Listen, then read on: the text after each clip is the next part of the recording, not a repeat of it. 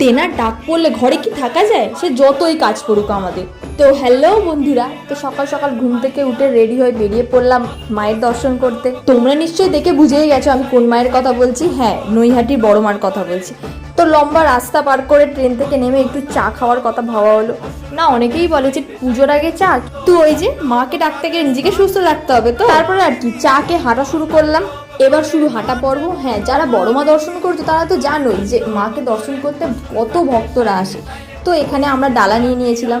এবার তো শুরু লাইন দেওয়া। হ্যাঁ, লাইন ছিল অনেক, তবে সত্যি বলতে মাকে দর্শন করার আগ্রহ এত ছিল যে লাইনটা সেরকম মনে হয়নি আমাদের। তারপর আসলো সেই মুহূর্ত। হ্যাঁ, সারাদিন না খেয়ে এতটা লাইন দিয়ে আসার পর মায়ের মুখটা দেখার পরে আর মনে হলো না যে ভিড়টা কতটা ছিল। যাই হোক, মা তুমি রেখো, সবাইকে ভালো রেখো, এই প্রার্থনা করেই বেরিয়ে পড়লাম। তো বলো, ছোটবেলায় কারা এগুলো নিয়ে খেলতে? হ্যাঁ, আমরা এখন বুড়ো বয়সেও নিয়ে খেলছি, সেটা বড় কথা নয়। উফ, ইঁদুরে যা পেটে দন মারছে না, দাঁড়িয়ে চলে গেছিলাম খেতে। হ্যাঁ, নিয়েছিলাম কচুরি, যেটা তো খুবই ভালো খেতে ছিল। হ্যাঁ হ্যাঁ, পোজ দেবো, ছবি তুলবো না, তা কি হয় নাকি কোথাও বেরিয়ে? তারপর আমরা দেখতে পাই কামরাঙা মাখা।